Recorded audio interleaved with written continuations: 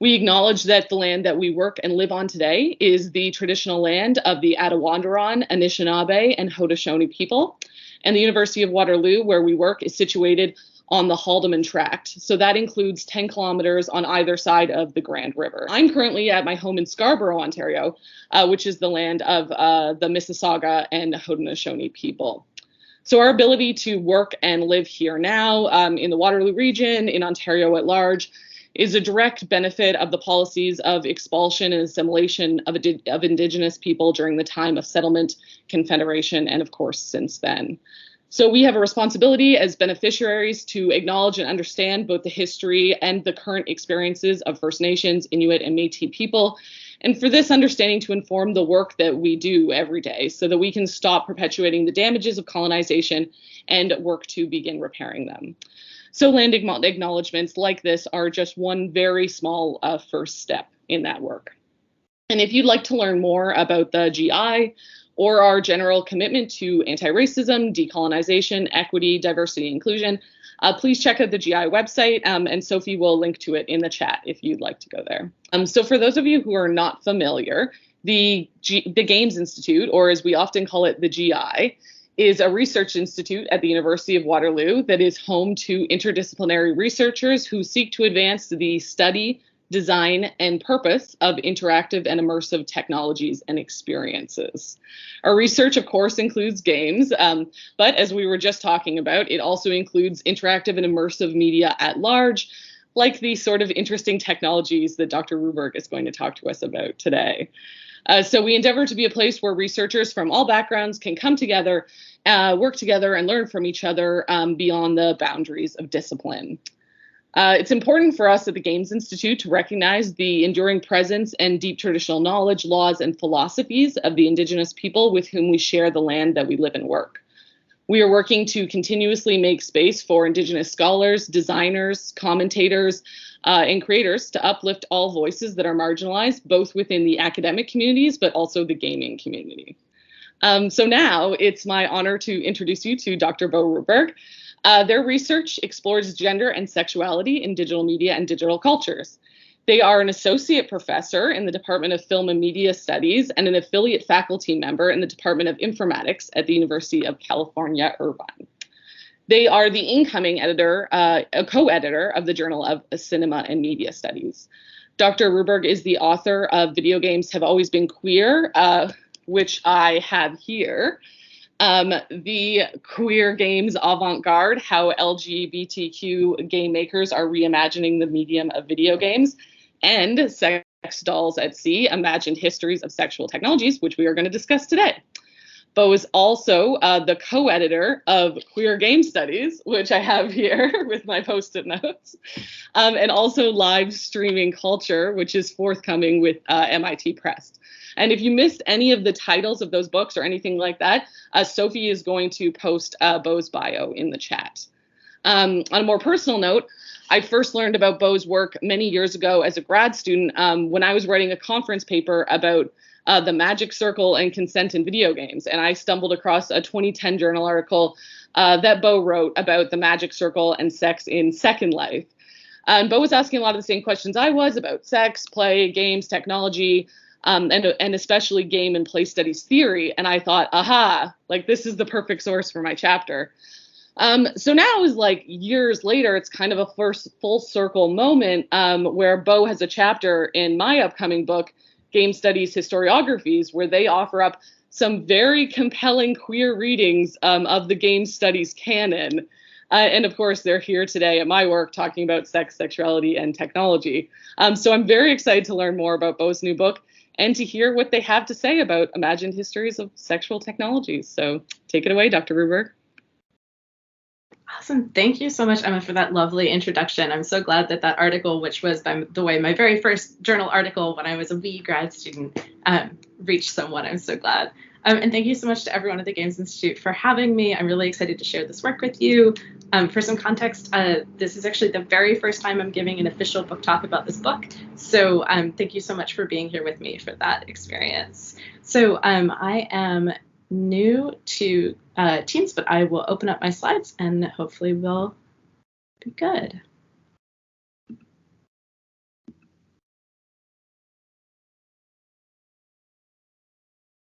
Okay, so I can't see you, but that's okay. Can you see my slides now? Yes, we can vote. Yes, Yes, we can. can. Okay, awesome. Yes. The verbal. and if at any time there's any tech problem because I can't see you, please feel free just to shout at me. I won't be insulted at all.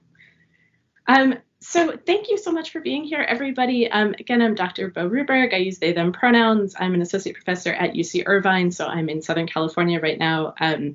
That is my email address. That's my Twitter handle. Please feel free to be in touch at any time. This talk is about my brand new book, which is called Sex Dolls at Sea, Imagine Histories of Sexual Technologies. So this book comes out really soon. It comes out in June from MIT Press. It's part of the Media Origins series, which was run when I started by Liz Losh and Celia Pierce, and now Jackie Wernemont's also one of the editors. There is a URL there if you want to go directly to the MIT site and maybe pre-order this book. There's also a Twitter account for it where you can follow along to see some cool historical images of sex tech. I'll also say that this book has been so expansive, so much bigger than I ever imagined. So I'm going to walk you through a lot of things, but there's so much more in the book itself.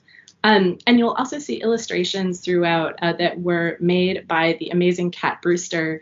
Kat is a PhD candidate and a scholar and an artist at UC Irvine with me. So Kat did the amazing art that you see on the cover and also a number of watercolor illustrations of antique sex toys.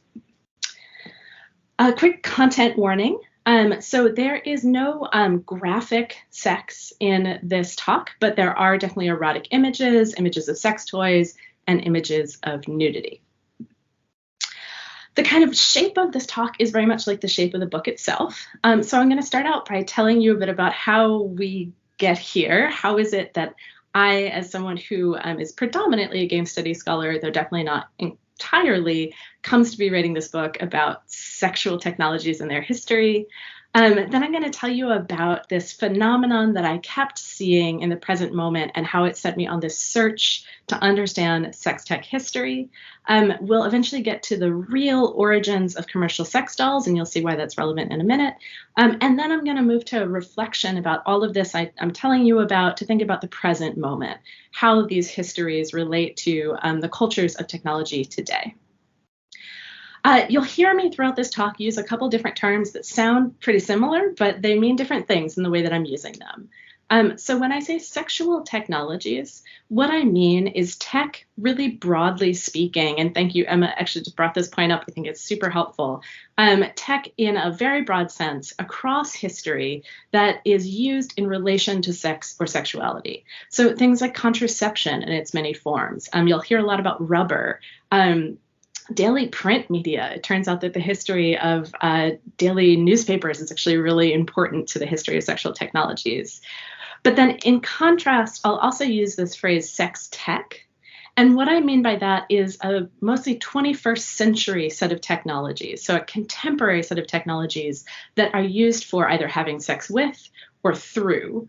So those are things like teledildonics, which are loosely speaking like internet connected sex toys, virtual reality sex, sex toys controlled by apps, artificial intelligence related to sex, haptics, things for touching.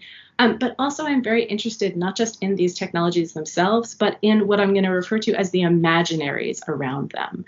So for this, I very much am indebted to Lynn Camella, who is an amazing sex toy historian, who has presented this idea of the sex tech imaginary. So what is the cultural vision, the assumptions, the fantasies, the anxieties that surround today's sex tech?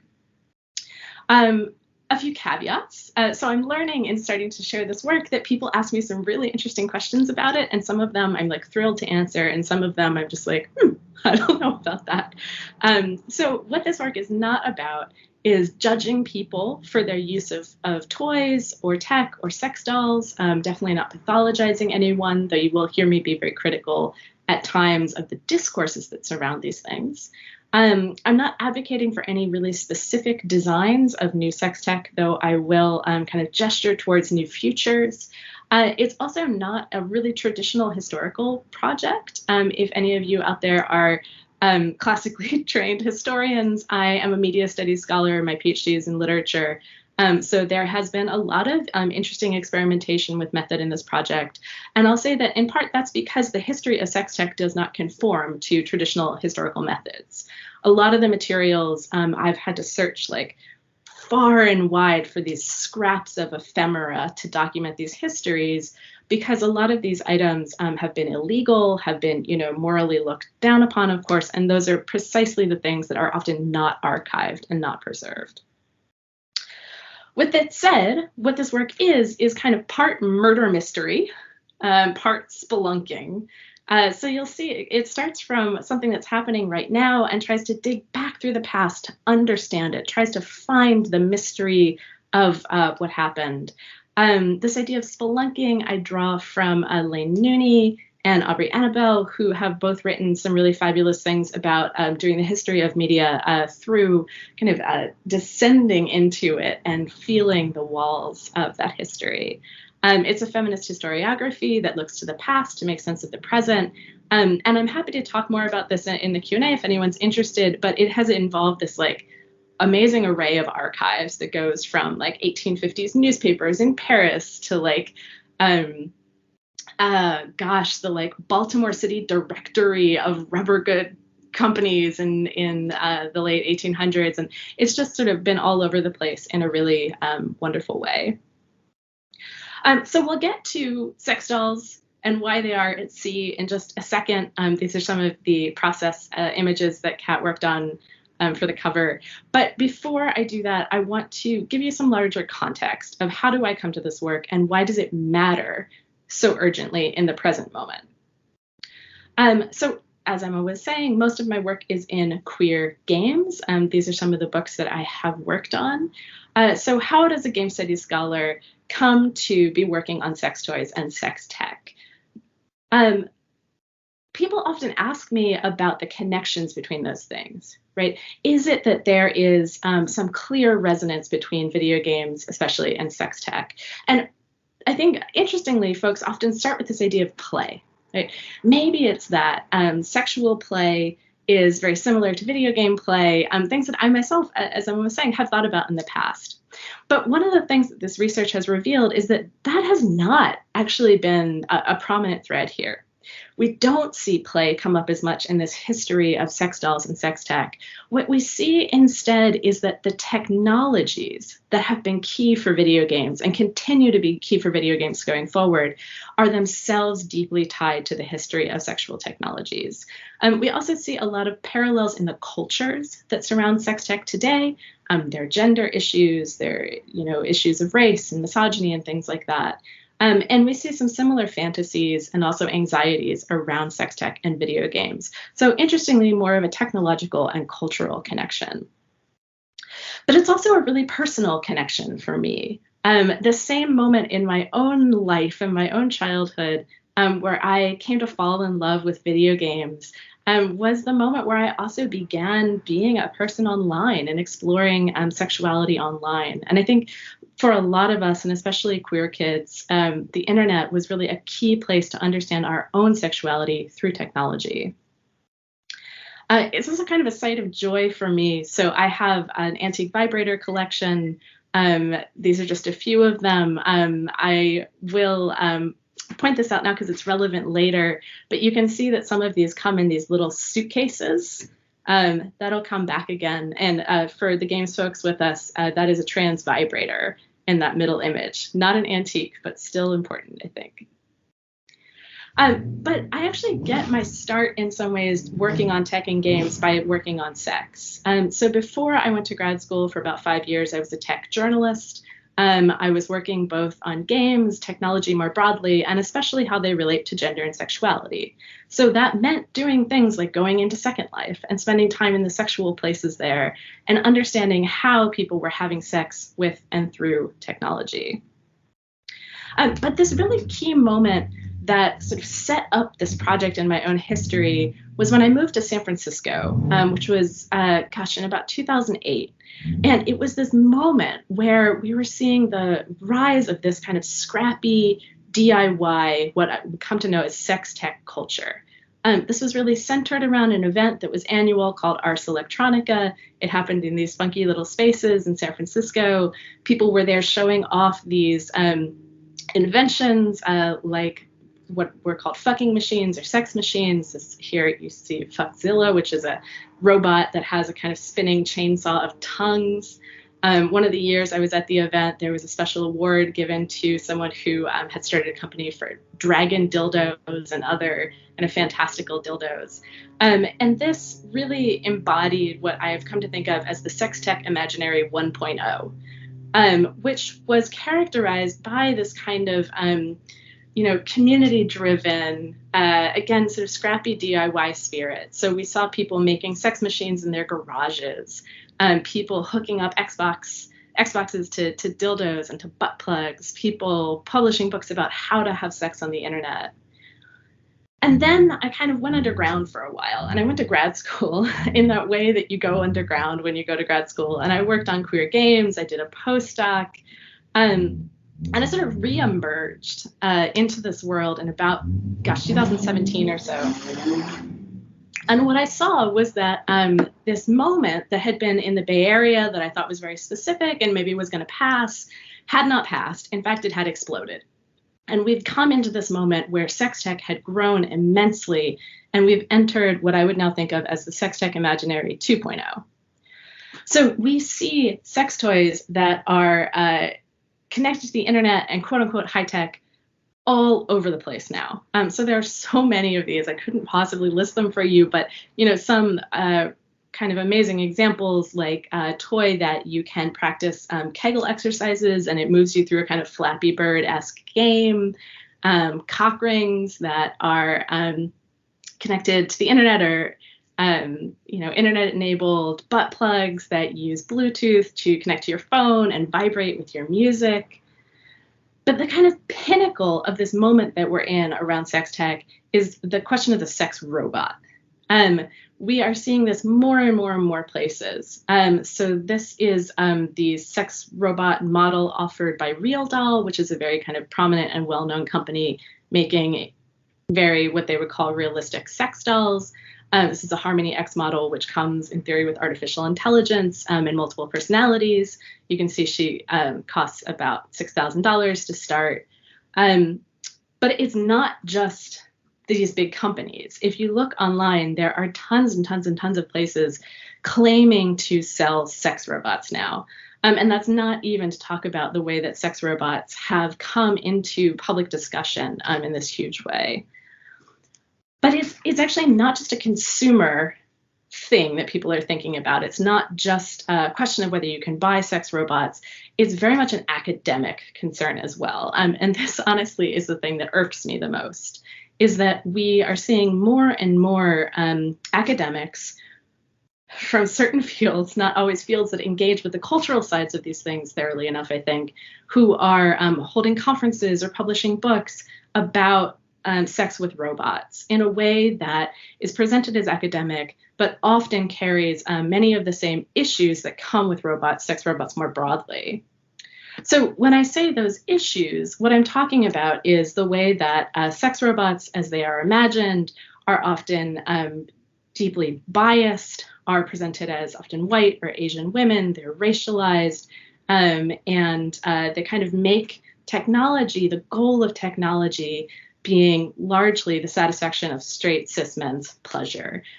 So when I talk about these things, I'm definitely not the only person to critique sex robots.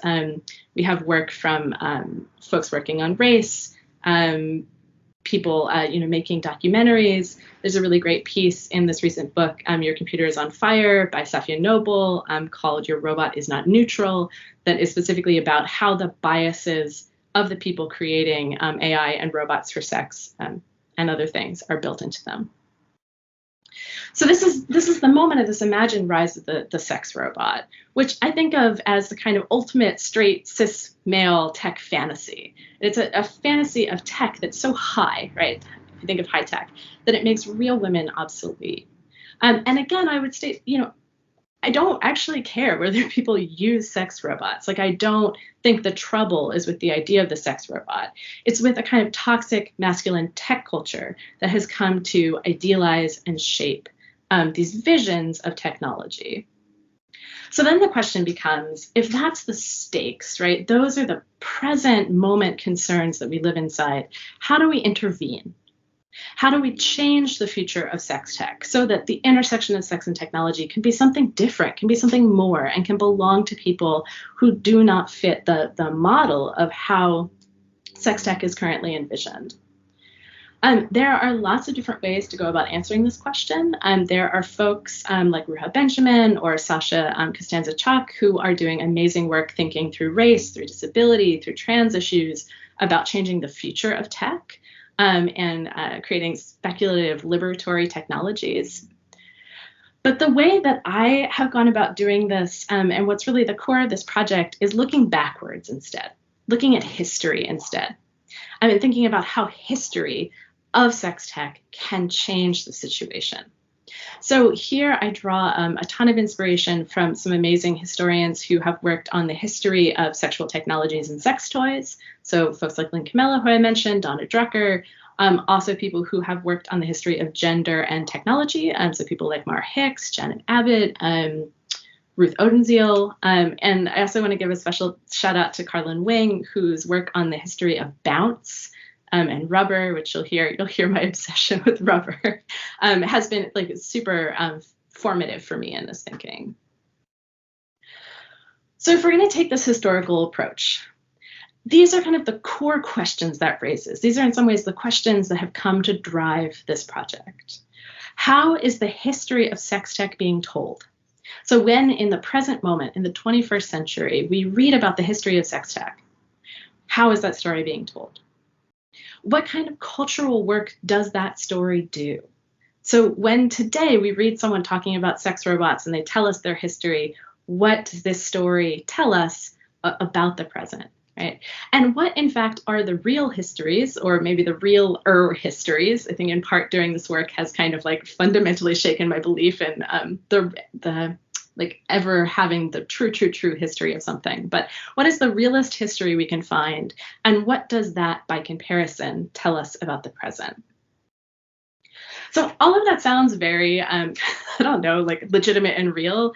But the truth is that this project really originally comes from falling down a rabbit hole. It was a little side project, a curiosity, and it grew and grew and took over multiple years of my life. And I kind of love that. So it began because I was teaching a grad seminar in my very first year at UC Irvine called Tech, Sex, and Gender. And we were reading a passage from this book, Love and Sex with Robots by David Levy, which has been influential in a lot of these academic discourses around sex robots. And I read a passage there that is short, but that I had read again and again. And it kept coming up in books that I was reading about the history of sex toys, the history of sex, and especially the history of sex tech. And for reference, I won't bore you with the long litany of these, but the story I'm about to tell you comes up in just like book after book after book, and also in multiple magazine articles online. Like every time I go back to work on this research, there are new examples of this. So the story is this one.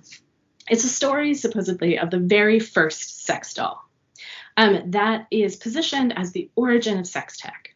So these texts tell us that sex tech, which will ultimately lead to the sex robot in theory, began with the very first sex doll. And according to these stories, that sex doll is called the dame de voyage, or they're together called the dame de voyage, which we can think of as being women of travel or traveling companions. And in theory, they are proof that sex tech today has this long, venerable history. And often the story is accompanied by this image, reproduced again and again, which is presented as photographic evidence of the existence of these very early sex dolls. And specifically, we're told that these dolls, these dames de voyage, were rudimentary sex dolls that were made by European sailors to sate these great heterosexual lusts that they felt on long voyages away from their wives, away from their girlfriends. There are so many different accounts, and they give lots of different details, which should be our first clue that something is up. Some say that they're cobbled together from cloth. Some people say leather or cotton. Depending on the account, they say with great confidence that they come from maybe the 1600s or 1700s or 1800s or early 1900s. Some accounts say they were made by the French or the English or the Spanish or the Dutch. But one thing they all seem to share is this vision that these dolls were shared between sailors, were passed around as kind of communal dolls. There's also this weird thing that happens in these accounts where the dames de voyage are simultaneously presented as these rudimentary, really scrappy dolls made at sea, and also as proto-sex robots. So there's this quote by Yvonne Bloch, who's a sexologist, a German sexologist, that gets quoted again and again and again as evidence that these early dolls were the predecessors to sex robots and therefore paved the way for sex tech today. So I'll read this to you. It says, there exist true vocansons, so that vocanson is the creator of the mechanical duck, in this province of pornographic technology, clever mechanics who prepare entire female bodies which serve as dames de voyage, subserve fornicatory purposes. More especially are the genital organs represented in a manner true to nature. Even the secretion of Bartholin's gland, which is the gland that secretes vaginal fluid, is imitated by means of a pneumatic tube filled with oil. So it's this vision of these early dolls as these kind of somewhere between the mechanical woman from the future Eve and one of these baby dolls that can you can feed it and it will pee. So we have this odd combination of the early sailor's doll and the proto-sex robot. So I wanted to know what was up with that, right? How is this possible that it's two things at once? Is the story true? And so what I did was track a citational lineage. I wanted to look at the texts that tell the story, and I wanted to see who draws from whom, where does the info change, and what is the origin of this origin story for sex tech. This involved so much digging. So the story again comes across all of these histories and many, many more. I will not walk you through the sheer web of this. These are just some of my notes from trying to parse this together. But I will say that the line of citation is amazingly indirect and itself actually really fascinating, I think, in terms of how people draw from each other by misquoting each other, by changing details, by pretending to cite somebody different. I think it really tells us a lot about how we write both the history of sex and the history of tech. But ultimately what we see is that there are a few different generations of texts that the story comes through.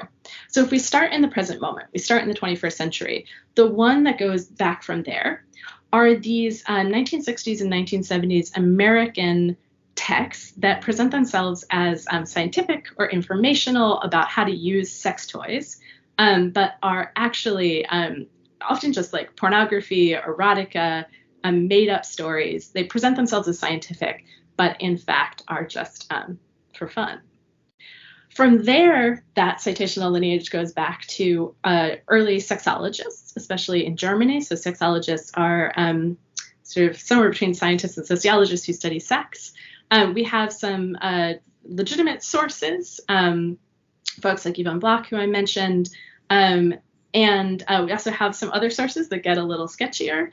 So even in this early moment of the roughly 1903 to 1922, we see people producing texts that present the story of the dames de voyage as being scientific and historical, but are really more about being salacious. The text you see on the right, which is it says the supplement to the moral history of vice from 1927, is where that image of the dames de voyage comes from that gets reproduced so much. But it is really just a collection of images of sexy things being presented as historical. And then if you go back from there, you get to an even more questionable set of sources, which is not texts that are even reporting to describe something real. They are texts that are erotica. They're texts that are kind of fantasy. This is one text that calls itself a documentary study, but in fact is just kind of erotic stories about especially lesbians in Paris in the 1890s and early 1900s. So that is one of the sources people are drawing from. But when you get to the very, very bottom, when you dig to the bottomest bottom of all of this, what you find is advertisements. So what people are drawing from to claim that these dolls existed and what they were like are these catalogs for what's often called intimate devices, which are sex toys from the usually 1890s and early 1900s. I was on such a saga to track down one precise advertisement because it is the one that is cited by so many sources. It's like the point that all of these point back to as evidence of this. And I found it in the British Museum, and then it was transferred to the British Library. But in the middle of COVID, I couldn't get there. And this amazing archivist trudged into the British Library, got me images. It was like just a revelation. So this is the ad that you see on the right that everything points back to. It says ventre de femme, so like it's like slang or euphemism for like a woman's vulva with an artificial vagina. The French describes this just elaborate, beautiful device that's so much like the real thing. It has lovely hair. It will give you such a sensuous pleasure. But here's what it looks like. It looks like this. And this was the real revelation, to realize that the advertising copy that has been cited as proof of this history is all hype, right? This description that there are these amazing mechanical dolls that secrete oils, that is all advertising hype. And this is the real object. This is not what we would normally describe as an incredible, high-tech, realistic-to-life object. The copy editor for this project left me a note in the manuscript that says when she saw this image, she like burst out laughing. And I agree, because this is what's at the bottom of everything. So we can see how this history is in fact more about fantasy and things passed down between texts in a kind of whisper down the lane game of telephone, more than it is about the reality of this history. And what we find if we trace that image back, right, that original image that claimed to be the image of the Dame de Voyage, where it actually comes from is a 1920 text by Magnus Hirschfeld, who is in his own right a very famous sexologist. And it's this image. And in this version, you can read the German. And this is not a set of dolls made by sailors. This is a doll made by a prisoner. So what we find ultimately is that this whole story that these are sailors' dolls is a construct, is about reproducing things, telling the story incorrectly, and creating a fantasy. But I was not willing to give up on the idea that maybe there really were these historic sailors' dolls, right? It's just I find it such a, it's like both upsetting and charming at the same time, this vision of the first sex dolls being made at sea. So part of this work was just like going off into an array of maritime archives because I wanted to find any proof, right? Maybe this citational lineage didn't do it. Fine. I wanted any proof that these dolls existed. I am super indebted in this part of this work to maritime scholars, people who did not know me and who gave me generously their time, people who are sea shanty experts, people who are experts about the moral perception of sailors in port towns. I wanted to know if any of these representations of the day-to-day life of European sailors anywhere from this time period included sex dolls. I looked at ships manifests, all of these things. And what I found is nothing. None of the experts I spoke to had ever seen anything like this. So that led me to think about some other ways that sexual technologies have come to sea, have come to be made among sailors. I looked at pornographic scrimshaw, which is a very interesting example I'm happy to talk about. I looked at the role of ships' mastheads as these kind of doll-like figures on ships. But ultimately, this story of the sailor's doll, the Dame de Voyage as the sailor's doll, is false. It is a tall tale that is told about the history of sex tech that is not true, and is in fact a relatively recent invention in this history. So that becomes a pivot, right? If that story is not true, then what are the actual origins of the sex doll? And here's what they are. So I was particularly interested here in the commercial origins, right? The times when sex dolls start to be not necessarily mass produced, but produced for sale, because I don't think it's possible to find across history the first time that somebody somewhere made something that's supposed to resemble a partner to have sex with.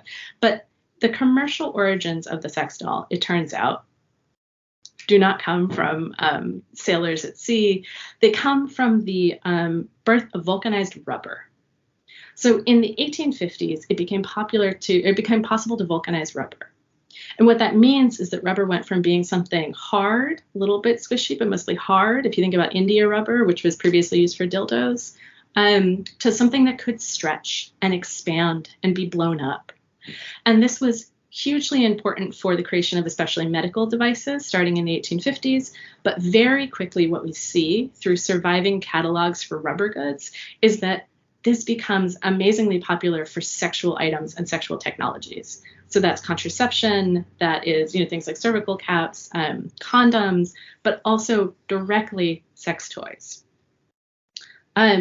There are a number of manufacturers who make these rubber item manufacturers. This was perhaps the biggest one in Paris, a lot of them centered around Paris in the second half of the 1800s. This is the atelier, the workshop for Claverie. It's actually the only one that still exists. They're still at this address today in Paris, which is pretty amazing. Now they sell lingerie. But you can see an advertisement here for Claverie where it says special devices in rubber for intimate and secret usage by men and women. So what we have remaining are the catalogs for these rubber goods manufacturers. So this slide is very weird, I know. The thing is that all the evidence that I have come across suggests that if these dolls, let me say that differently. The evidence suggests that those early sex dolls were rubber, were inflatable, but I have never found an existing example. If someone has one locked in their grandparents' basement somewhere, I will pay you all the money in the world. I want to see one so badly. But all of the other secondary information I can find suggests this, that they were immensely expensive. The range of price, depending on the report, is very large, usually in what we would think of as the thousands of dollars today. They seem to have broken down into parts, into body parts, and then been put into a suitcase for carrying around, which is why I pointed out the way that slightly later sex toys also come in this kind of suitcase-like container. They were designed to be filled with air or with milk. The idea being, and I'm not vouching for this, but the idea being that made them more lifelike, made the kind of resistance more lifelike, and that the rubber, just to give you a kind of sense, is not exactly like, but we're talking about the quality kind of like a bicycle inner tubes. The way that we know about these items, because they do not survive, is through kind of secondary reports. So one of the key places they surface is around the different World's Fairs in Paris. So there were a series of World's Fairs between the 1850s and the early 1900s. And there's a lot of reporting that happens around the World's Fairs, and these dolls crop up. So in the earliest World's Fair, we hear about these dolls as these kind of magnificent displays of this amazing new technology that is vulcanized rubber on display. Later, we hear about them for sale, right? So they go from being a new invention to being for sale. And then ultimately, we hear about them kind of taking a decline and becoming illegal or becoming seedy. So by the later part of the 1800s, we see them come up when there are arrests. There was a major arrest around one of the later World's Fairs in Paris, where we may think of as like street hawkers. Camelot have postcards, erotic postcards they are selling, and they got arrested for that in mass. And one of the things that the court records show us and the court reporting shows us is that they were also arrested for advertising the sale of these inflatable rubber dolls. There is an amazing series of articles that reports that there is a special little museum collection in Paris's Hôtel de Ville, which is the city hall, of contraband that has been taken by the police. And in that little museum, there are examples of these blow-up dolls because they were used to transport illegal alcohol. So the story is that somebody put them in a car, in a carriage, filled them with illegal alcohol, took them into the city limits of Paris so as not to pay the tariffs on that alcohol, and then they were confiscated. So these are the markers we have, that they go from this amazing new technology to this kind of example of seediness and illegality. Ultimately, by the 1920s, we see these companies move away from creating these dolls. My sense is that because they were so expensive, they were never really a viable commercial product to last very long. We see many of these companies, like Claverie, instead move into efforts related to the First World War, like the production of materials for folks who have lost limbs. And then really, these dolls don't surface again in a meaningful way until we hit the 60s. And we get into the world of the inflatable love doll, mostly in America, in fact. So these are ads from mid-1900s and 1960s, 1970s, men's magazines for inflatable dolls. So if that's the real history, right, those are the real origins of the manufactured sex doll, then we come back to these questions, right? We don't tell that history when we tell the history of sex tech. We tell this history about the Dame de Voyage instead. So what is the cultural work that Tale of the Dame de Voyage is teaching, is doing? What does it tell us about sex tech today that we tell that story and not the real story? So what stories does it avoid? And then what are those underlying anxieties about the present moment of sex tech that the historical materials reveal? Because the historical materials don't just tell us what was real, they also tell us what we're not talking about. And they help us see where this contemporary story actually kind of fails to do what it wants to do. So one of the things that this story of the sailor's doll, right, if we focus on that, if we focus on the sailor's doll as this imagined story in the present moment of where sex tech came from, what does it do? It makes sex tech masculine, right? It makes it the realm of men on ships, inventing the very birth of sexual technologies. And it also makes us take sex tech masculinity seriously. And there's an investment in that, because in our present moment, even as people who believe deeply in sex tech and especially sex dolls, they are fighting for that as an important technology, we still have a cultural context where that's seen as funny, right? So we have stories like these, both are, the one on the left is relatively recent. So we have stories about people marrying sex dolls and how supposedly ridiculous that is. We have regular competitions where people use blow-up dolls as inflatables and go swimming across rivers. This is a kind of comic image. But the thing is, these historical materials show us that it's always been comic. So what you find in a lot of newspapers from Paris during the time, for example, is a lot of people making fun of the idea of inflatable women, the idea of these early sex dolls. So we see it in satirical cartoons, and we see it in newspapers that are meant to be funny. In fact, one of the images that often gets replicated today to prove this idea of the Dame de Voyage, that little clip you see down there, actually comes from like a humorous bit of court reporting about the idea that somebody bought an inflatable doll, how ridiculous that is in theory, as the report says, and that then their wife tried to get a divorce from them. So this has always been funny. Men have always been laughed at for this in this history. I think also the story of the sailor's doll fails to make technology masculine, make sex tech masculine in the way that it would like.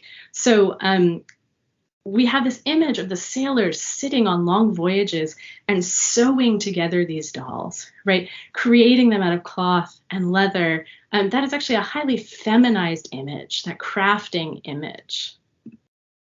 This story tries to make sex tech straight. It shows us this vision of sex tech being invented by these men who are driven, a number of these accounts say, by like the genius of their desire for women, which entails a kind of homophobic disavowal of queerness. And if you think about the space of the sailing ship as they envision it, as being all men, a lot of these accounts also say, well, they couldn't possibly have turned to each other. That would have just been abhorrent. So instead, they had to invent the sex doll and invent all of sex tech. In reality, there are lots of other ways that we could tell this history that do not center straight male desire. So like that image I showed you of the artificial vagina, that's the center image, it comes with this fold out where you can buy all these other items too. So you can buy like what's called a French tickler, you can buy just a dildo. Like, why don't we tell the history as starting with those items?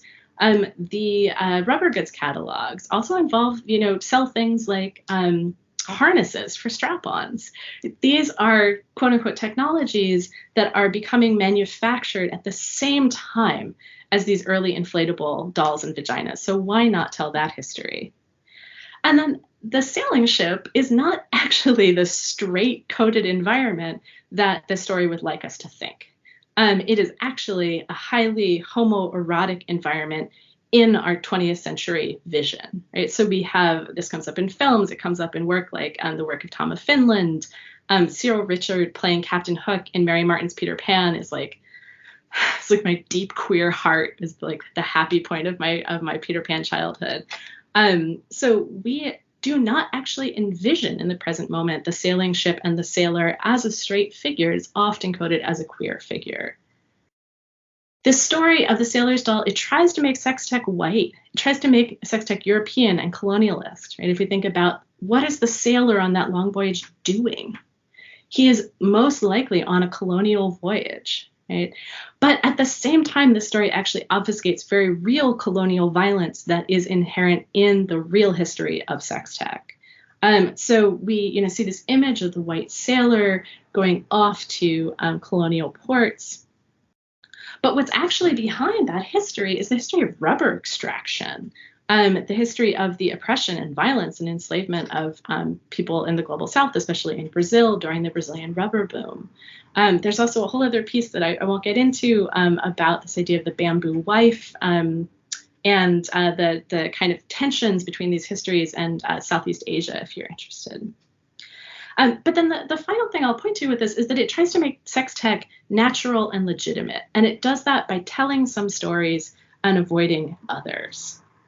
And that's because in this present moment, I've been telling you about this kind of boom in the interest in sex robots, the imagined rise of the sex robot. But there's also a reactionary pushback, which is coming. I mean, I think there are some very, very legitimate critiques of this moment. I put myself in those critiques, but there's also a feminist pushback that just says, by nature, the sex robot is misogynist. By nature, the sex robot promotes violence against women.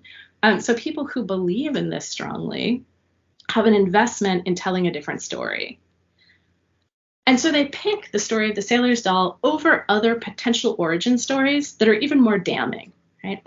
There is another origin story that floats around. It's less common, but it comes up sometimes. It is just as false, just to be clear, that sex dolls and by extension sex tech were created by the Nazis.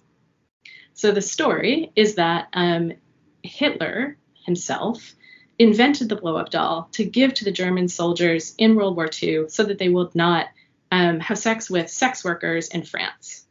Sex workers actually play a large role in this history too, as well. There's an important thread there. That's also not true, but that would be a history that would definitely delegitimize, pathologize contemporary sex tech. There's a way to tell this history that's about prisoners, right? That image that people claim is the image of the sailor's doll, that's really the prisoner's doll. Actually, the only examples that I have found of people truly making dolls, like the ones described as the sailor's dolls, are in prisons. They also don't tell that story. Instead, they tell stories like the sailor's doll, and they connect it to things like the story of Pygmalion, right? This myth of the sculptor who creates a woman so beautiful that she comes to life and he falls in love with her, as a way to give this kind of grandiose and artistic sense to the creation of sexual technologies, to sex tech. So where that leaves me is with all of those problems with the story of the Dame de Voyage. But I wonder, despite all those problems, if there isn't a way still to reclaim this story, not as the real origin of sex tech, not as the real origin of sex dolls, but as a kind of fictional past with some feminist and queer potential. I won't read you all of this, but this is comes from a short story by Anais Nin It was published in 1977, but written likely in the 40s. It's a piece of erotica, and this is a moment that I love because this is a story about a woman who, among other things, is envisioning herself as a rubber doll used by sailors. So she is having an erotic fantasy about being the rubber woman, being passed around among men, how they would love her, dote on her, and how they would make a kind of community of men who all love her together, that they wouldn't be jealous, they wouldn't fight. And then I love this final moment. She says, but in spite of her innocence, the doll, her pliant good nature, her generosity, her silence, in spite of her faithfulness to sailors, she gave them all syphilis. Right? So what I love about that vision is it shows us kind of femme sex tech, right? I wouldn't just say women. This project has been interesting because I'm non-binary, so although discourse of women and men has been interesting, but femme sex tech that bounces back and in fact fucks back, which is what's happening in this story. And it gives us a vision instead of a kind of post-human sexual agency, the doll herself as having sexual agency, creating a new homosocial world that is built around queer pleasure. So ultimately, then, what I want us to leave with is the idea of taking the origin of sex tech and putting it at sea. Right? That's not just the little bit of the title, but there's also something important there, which is that we are taking this history that's seen as masculine and rooted in kind of this hard technical history, and instead putting it in the space of the sea that is open, that is often feminine coded, and indeed taking this whole history and setting it adrift. This history tries to credit sex tech and then all the technologies it inspires to inventive men and their straight desire. But actually what we learn is that this history of sex tech belongs to the people that the contemporary imaginary pushes aside. So then we can toss this imaginary overboard, right? And we can head off for different waters. And I'll leave you there. Thank you very much.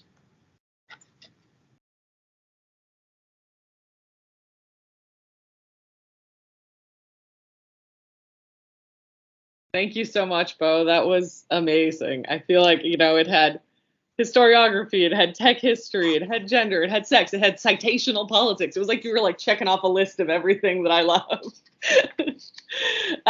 So I will not monopolize the question period because I already monopolized the free talk period. But what we're thinking is that if anybody, we'd be happy to have people turn on their cameras to ask questions, but we don't necessarily want everyone to go at once. So if you have a question, if you could maybe say me in the chat or something like that. There's the hand raising option, but because we have so many people, it's not always easy to see who has their hand raised. Sounds good. A lot of people in the chat just saying that they loved it and they're excited to read the book. I was already excited to read the book. Now I'm very excited. Thank you. I'm glad. I've really enjoyed this project. It's one of the things that I've really most enjoyed. We have a question here from C. Lynn. Do you want to turn on your camera, ask your question, or would you rather ask it in the chat?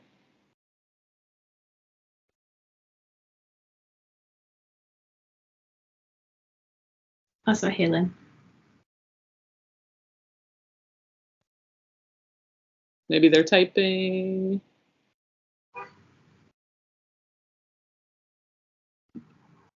Oh, okay. So they're just working on their camera.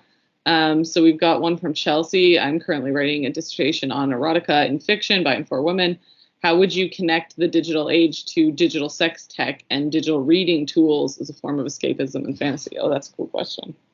Yeah, okay, so let me think about that. So I'm dissertating on erotica and fan fiction, digital age, digital reading tools.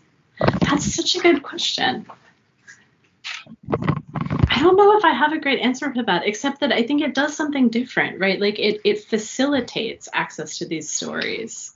It allows, I'm sure this is something you've thought about a ton, that things like fanfiction.net, archive of our own, right, allow us to create stories and share stories with just a much wider network. And not that they don't have their own cultural issues, but I think it's a different vision of what sex tech can be. I think that's a great alternative. There was this amazing talk at SCMS. I don't know on the off chance that Kate is here, but there was this amazing talk at SCMS a few weeks ago by Kate McKinney, who works on queer histories of tech, that just blew my mind, that is about Pee-wee's Playhouse and its vision of technology. And one of the things that Kate said was this idea that we could envision the history of sex tech, or envision the future of sex tech, as being about like playing with technology, or playing, alongside technology, as opposed to using it as a tool for our own pleasure.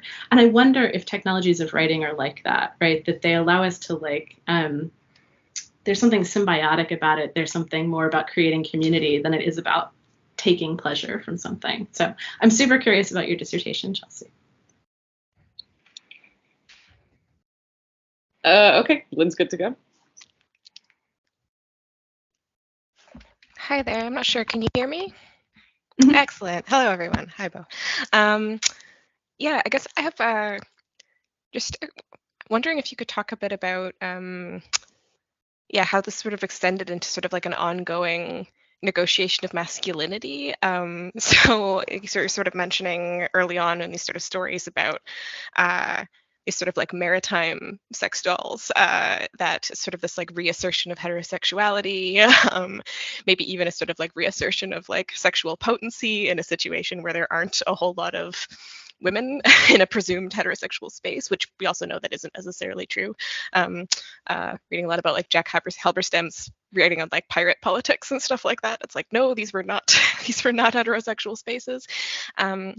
But then you sort of talked about the comical, and it's kind of interesting how it can be simultaneously used to reassert heterosexuality and sexual potency, but then also can be sort of used as a marker, or sort of like mobilized by others who sort of like shame men. It's sort of like, oh, well, you couldn't get the real thing, and so it's sort of like a shameful and funny thing for someone to have a sex doll. And like, I guess the most recent example of this I can think of in like other media might be, if anyone's seen The Lighthouse, the sort of like scenes of what's his name, like Robert Pattinson's character essentially like masturbating over this small wooden doll that had like breasts carved into the wood, right? And so, but it was sort of like it was played for laughs a little bit. And so we see that story has definitely sort of been sustained, and in any sort of like stories about maritime sexual encounters, it's still coming up, and that just like called that up for me. So I don't know if like sort of I talk about that negotiation as the years have gone on. I don't know. Yeah, no, that's a super interesting example. I didn't know that example. Yeah, I mean, I think that the discourse of realness is a really helpful thing to pull out, right? That this idea that it's supposed to be funny because you can't get the real thing.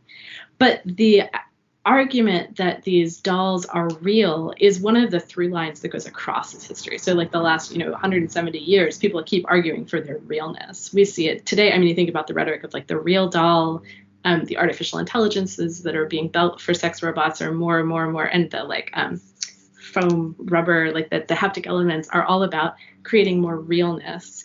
But if you go back to like the 1855 World Fair, there are already articles about how the like rubber pliancy of rubber wives are super, super realistic. So it's almost like there's like a pushback against that idea that you can't get the real thing by being like, oh no, but it is super real. It's so real, it's almost more real, because it's pliant and yielding, and the consent politics here are, a hot mess. But yeah, I think we see it actually a lot, that like the vision of the sailor is where some of these like fantasies and anxieties play out in a number of historical moments. Oh, thanks for your question. Anyone else who wants to hop on? So we've got Brett who says they can't go on Cam or Mike. Sorry, I'm just losing it in the chat.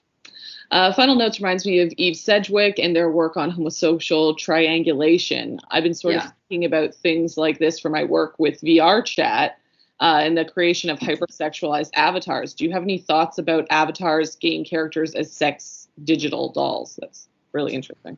Yeah, totally. Thanks. Well, I appreciate the question. Yeah, I mean, there's absolutely a history. So like, right. So when you look at the history of sex as represented in video games themselves, like in digital games, what we see is the early examples, a lot of the notable early examples are like what were called poke the doll games. Like if you look at Newgrounds, for example, they're sexual games that are about like literally using a woman's body like a doll and doing sexual things, or Virtually Jenna, which was an early kind of important like high-tech version of a sex game, very much about like manipulating women's bodies like dolls. So we definitely see that in video game history. But then that triangulation, there are some really interesting early examples. So one of the texts I didn't mention that gets cited a ton as if it were real fact about the history of sex robots, which it is not, is this 1890s piece of erotic fiction about this like super mechanical woman who gets built, and the romantic triangle she's in, where the artist who makes her, the patron he makes her for, and this doll are in theory in this like poly V, like they're like cheating on each other with each other. And so the erotics of the story are very much about like the semen that they leave in her inner workings. And like they leave each other love notes. They like, you know, have sex with her and then leave each other love notes about how they're going to have to open up her gears and clean out each other's semen. So there's like that fantasy of like both a kind of queer panic and like queer desire through the triangulation of the doll is very much there as well historically. So next question we have is the narrative from Paul, is the narrative of sex dolls in prison rather than at sea more true? It seems as if you could transfer the same narrative from the ships to the prisons.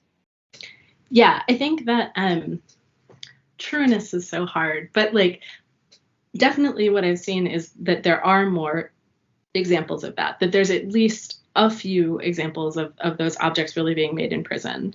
There is this kind of amazing book zine made in the early 2000s by a printing collective that works with prisoners, that is called Prisoners' Inventions, was written by someone who was currently in prison, and it's a whole illustrated book about the inventions that prisoners have come up with in the current moment.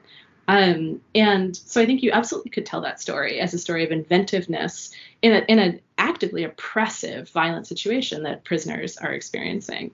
But it does different things culturally, right? I think we associate prison with violence, with pathology. It's also racialized. I think we associate prison in the US. Most of these stories are coming from the US, the UK, and Western Europe.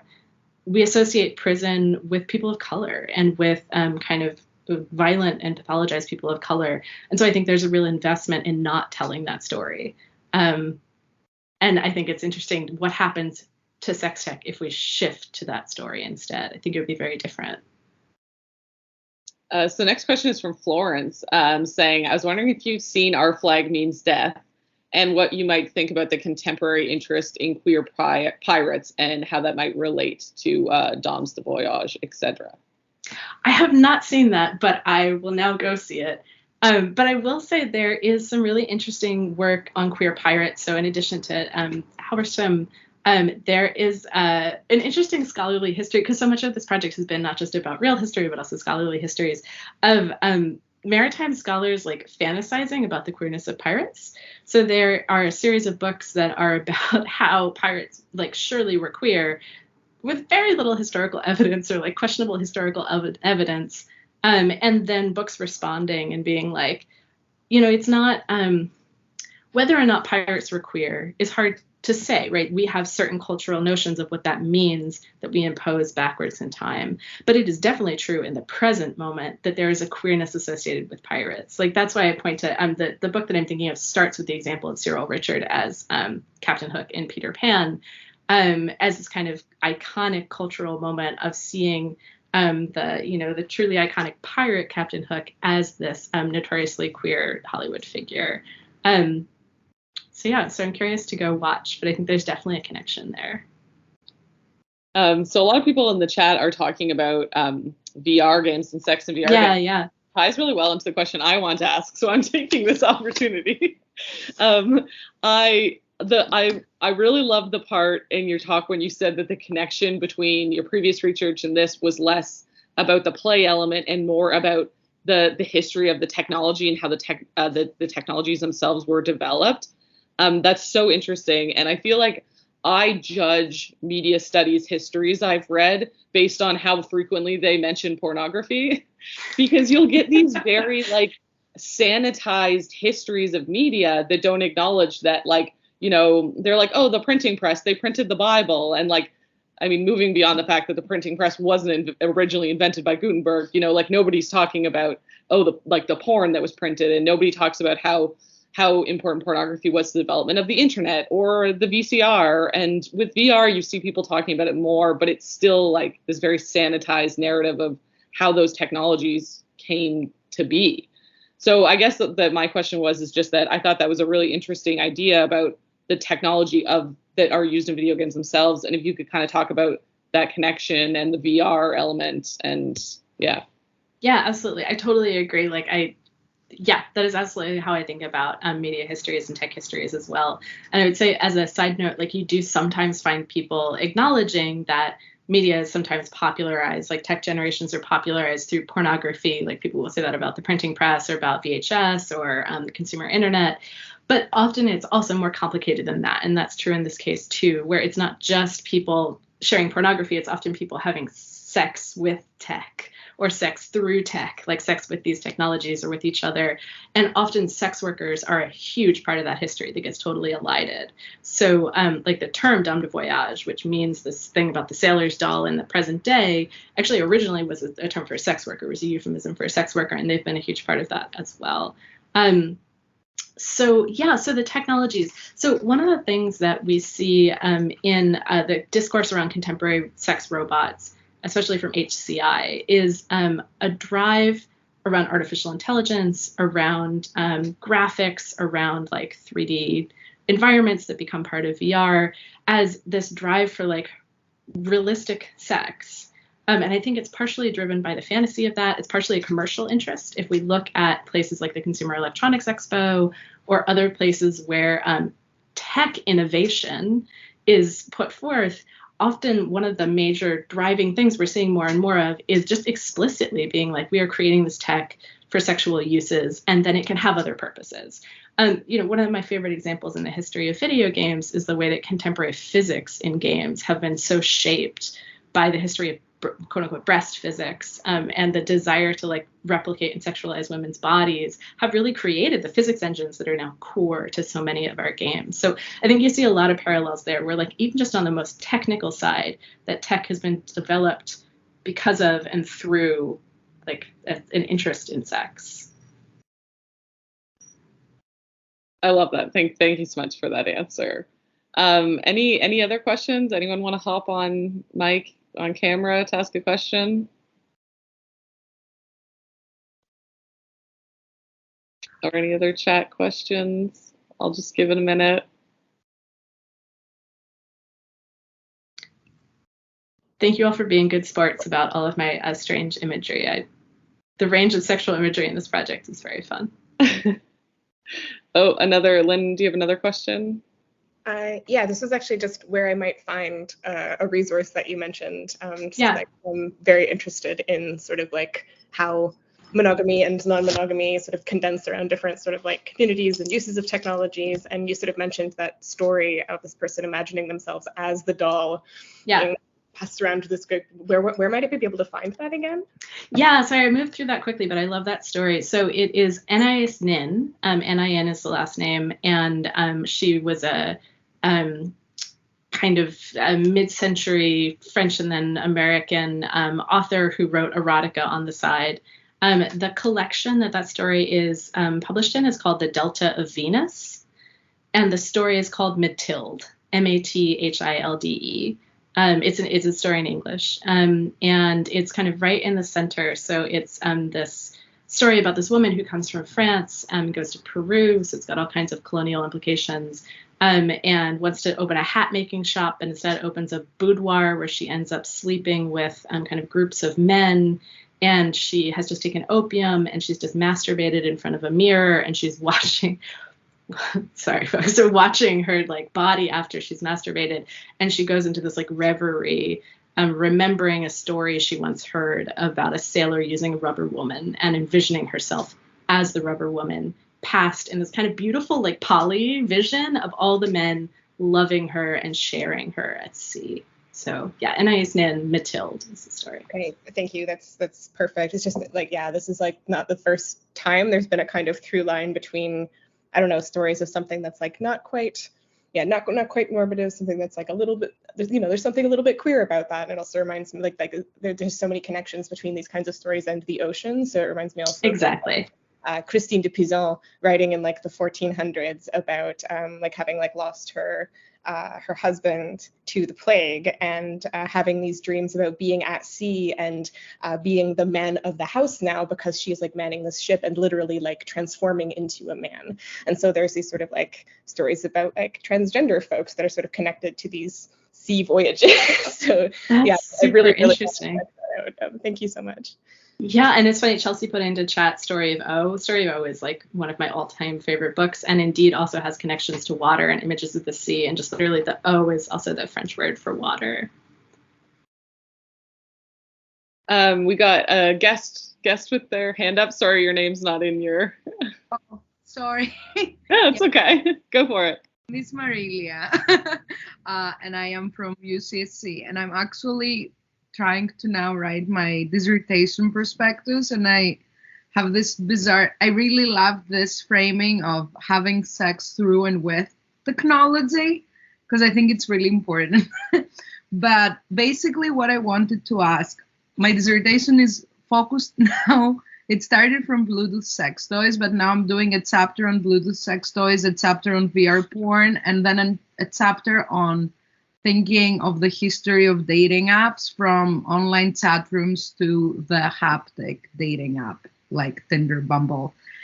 But my question is more of methodology, because I'm thinking of how this kind of like unraveling and going back to see the history of the sex doll, how deeper and deeper we have to go to unravel this one object that begins as a more a seemingly contemporary or like futuristic, and then it becomes so old.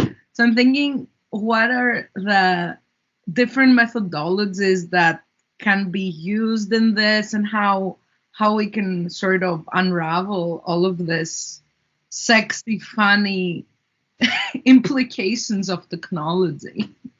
Yeah, it's a great question. Methods are such a huge part of this. I will say, just as a side note, I'm super excited about what you're working on, and I have a piece that's coming out soon about the history of dating and the classifieds and 1960s quote unquote computer dating, which Mar Hicks has also worked on. So I will I'll post about that too. Yeah, so methods were super interesting here because, like I said, there's no one central archive. It was very much about like, I had this term, right? I had this term dame de voyage, and then kind of associated terms, and casting out to the four winds to find it. And what I ended up finding, luckily, as a media studies scholar, is that it's these scraps of ephemeral media that were super helpful. So like advertising, humor reporting, just like I was saying, like listings for companies in Baltimore in the 1850s.